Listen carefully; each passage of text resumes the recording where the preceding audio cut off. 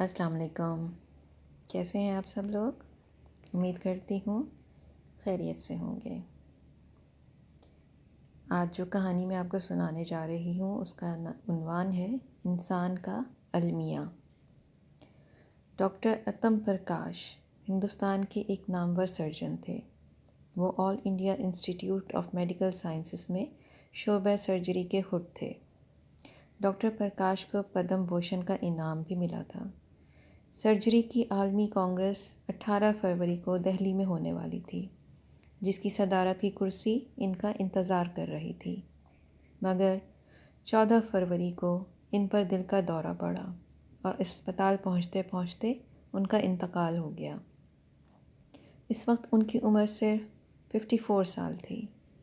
Surgery پر ہونے والی world Congress کی کامیابی ان کے ذاتی وقار کو بہت زیادہ بڑھا دیتی.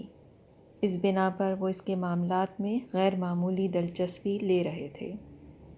انہوں نے راشٹرپتی سنجیو ریڈی کو آمادہ کر لیا تھا کہ وہ کانگریس کا افتتاح کریں، مگر جب سارے انتظامات مکمل ہو چکے تو راشٹرپتی بھون سیکریٹریٹ سے بتایا گیا کہ راشٹرپتی ان کے اجلاس میں صرف اس وقت شرکت کر سکیں گے جبکہ مرکزی وزیر صحت بھی وہاں موجود ہوں. پروٹوکول کے مطابق ایسا ہونا ضروری ہے. اس سے پہلے ڈاکٹر پرکاش کے منصوبے میں وزیر صحت کو بلانا شامل نہ تھا، مگر اب ضروری ہو گیا کہ وزیر صحت کو بھی شرکت اجلاس کی دعوت دی جائے. ڈاکٹر پرکاش نے وزیر صحت کے دفتر کا طواف شروع کیا، مگر اب یہاں دوسری رکاوٹ حائل تھی. وزیر صحت و اجلاس میں شرکت پر راضی نہ ہو سکے. ایک ایسے اجلاس میں شرکت کرنا ان کی عزت نفس کے خلاف تھا جس کے اولین پروگرام میں ان کو شامل نہ کیا گیا ہو. یہ صدمات ڈاکٹر اتم پرکاش کے لیے اتنے سخت ثابت ہوئے کہ اجلاس کے 3 دن پہلے ان پر دل کا سخت دورہ پڑا اور اسی میں ان کا انتقال ہو گیا. کوئی شخص اپنے وقت سے پہلے نہیں مرتا، مگر ایک اخباری مبصر ہندوستان ٹائمز 16 فروری 1982 کے یہ الفاظ بالکل درست ہیں کہ موت کے طویل سفر پر روانہ ہونے سے پہلے وہ دہلی کے سب سے زیادہ پریشان آدمی تھے. He was the most worried man in town before he took the long road. آج آدمی وقار کے کھونے کو بھی برداشت نہیں کر پاتا. پھر آنے والی دنیا میں آدمی کا کیا حال ہوگا جب اس کو بھوک اور پیاس لگے گی مگر وہاں کھانا نہ ہوگا جس کو وہ کھائے، اور پانی نہ ہوگا جس سے وہ اپنی پیاس بجھائے.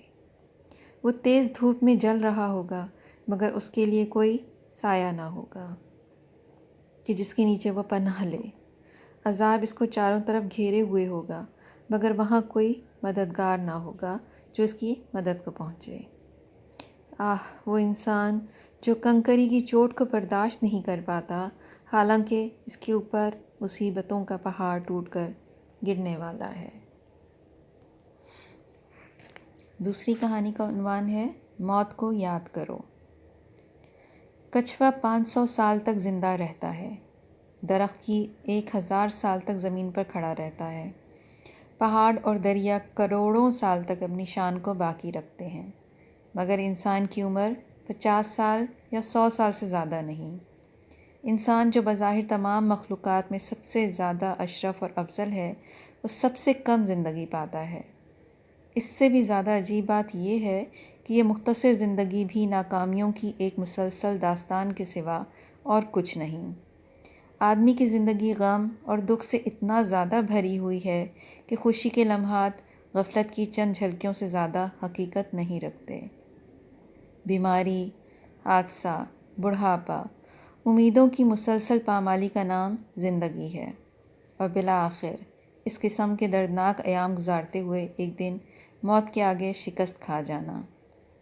ایک غریب کو یہ حسرت ہوتی ہے کہ اس کے پاس بڑا مکان نہیں، اس کے پاس ضروریات زندگی کے لیے کافی پیسہ نہیں، مگر دوسری طرف ان لوگوں کا حال بھی بہت زیادہ مختلف نہیں جن کو ایک غریب آدمی رشک کی نظر سے دیکھتا ہے.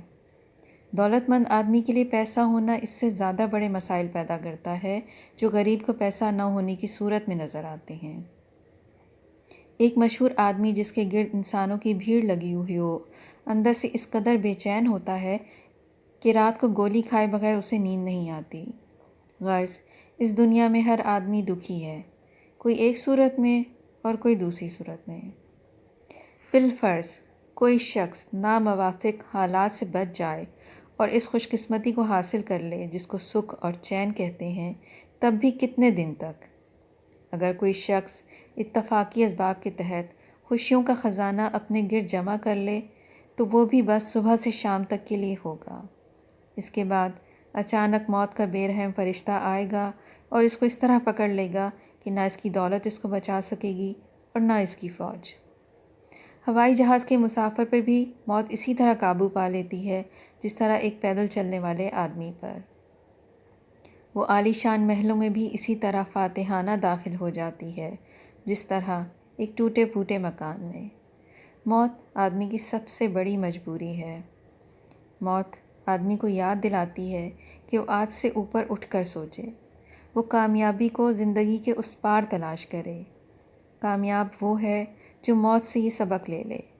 جو شخص یہ سبق لینے سے محروم رہے، اس کی خوشیوں کے چراغ بہت جلد بجھ جائیں گے۔ وہ اپنے آپ کو ایک ایسے بھیانک اندھیرے میں پائے گا جہاں وہ ابد ابد تک ٹھوکریں کھاتا رہے اور کبھی اس سے نکل نہ سکے۔ کیسی لگیں آپ کو آج کی دونوں کہانیاں؟ مجھے بتائیے گا۔ چلتے چلتے کچھ اشعار۔ ہم جو سرگشتہ سے پھرتے ہیں کتابوں والے، ہم سے مت مل کہ ہمیں روگ ہیں خوابوں والے۔ اب تو سب دشنا و خنجر کی زباں بولتے ہیں، اب کہاں لوگ محبت کے نصابوں والے۔ اپنا بہت سارا خیال رکھیے گا، دعاؤں میں یاد رکھیے گا۔ اجازت چاہتی ہوں، اللہ حافظ۔